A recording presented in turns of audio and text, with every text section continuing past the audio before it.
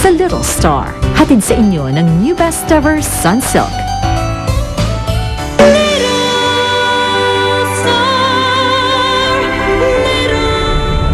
Wow, Mommy! Paborito po lahat nito ni Daddy! Well, sana. Nagluto ako ng paborito mong pagkain. Hindi kakain ka? Day, huwag ka na makipagsabayan, ha? Lumugar ka, hindi ka mananalo. May nakatutok bang camera sa atin? Act natural. I am acting natural. Nagtataka lang ako how come you're not. Parang kakaiba ka ng konti ngayon eh. Kung nanonood ka, please stop rolling. What's the problem? I-plug pa namin ito sa news mamaya, di ba? That's right. Kung kinukunan niyo ako ng labag sa aking kalooban bukas, na bukas magdidemanda ako. Pinadala ka na ni Lester ng pagkain. Ayaw ko kumain. For better, for worse, in sickness and health, to death, to us part.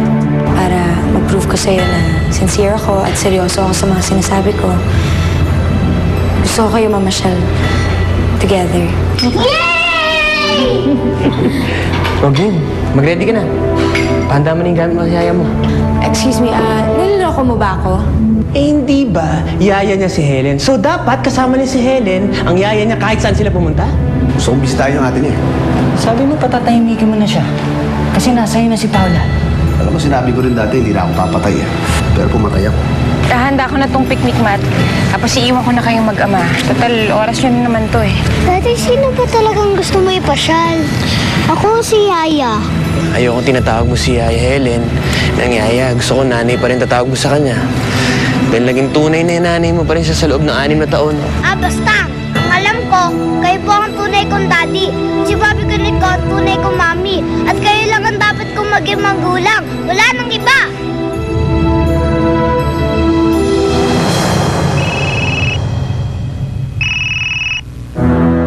Yes, hello? Ma'am, Oh, Shilin, napatawag ka? kanina po kasi ako tumatawag sa inyo. Nanggaling na nga po dyan ng isa sa staff natin. Natataranta na po kasi kami dito sa office eh. May mga record producers kasi and talents po na napangukuhan nyo ng appointment. Pupunta na po ba kayo? Of course, I'm on my way. Sabihin mo sa kanila, haharapin ko sila. Dadaan muna ako kay Dave. Siyempre, dapat kong asikasuhin muna yung asawa ko, di ba? Pero ma'am, hiwalay na po kayo, di ba? Pinirmahan nyo na po. I need to go. Basta tell them to relax because I'll be there in a while. Bye-bye.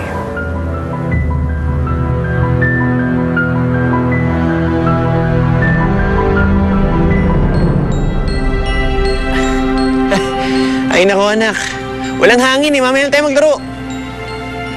Daddy, ako na lang mag-hawak. Ikaw yung tatakbo. Paano naman tatakbo ang daddy mo? I-play ako.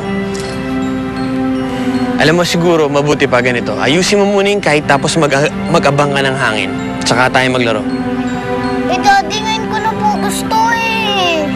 Oo nga, pero kailangan ayusin mo muna yung kahit medyo sira eh. Ayun, naputol pa nga oh. Ayusin mo.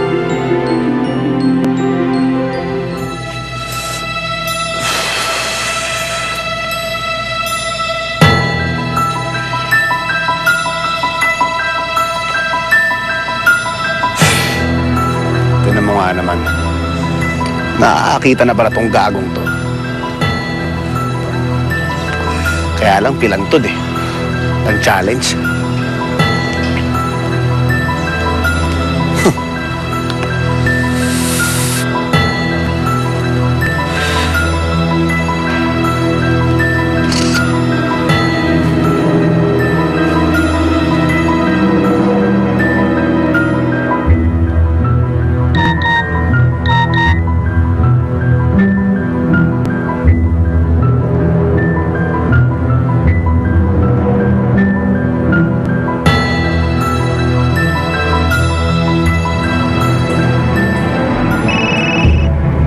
Hello?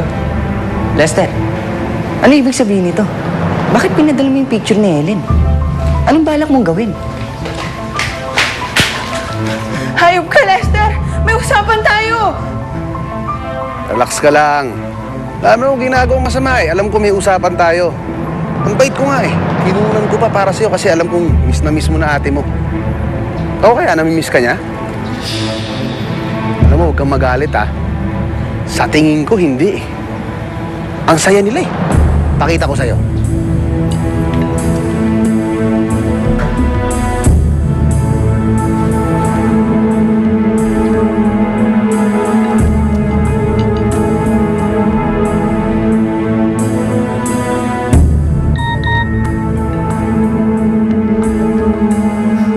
Ayok ka.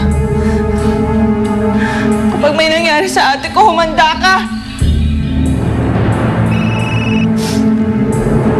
Oh, nakita mo na? Saya nila, no? Hindi mo malalaso ng isip ko. Hindi ko alam ang ginawa mo, pero lubayan mo na ang ate ko!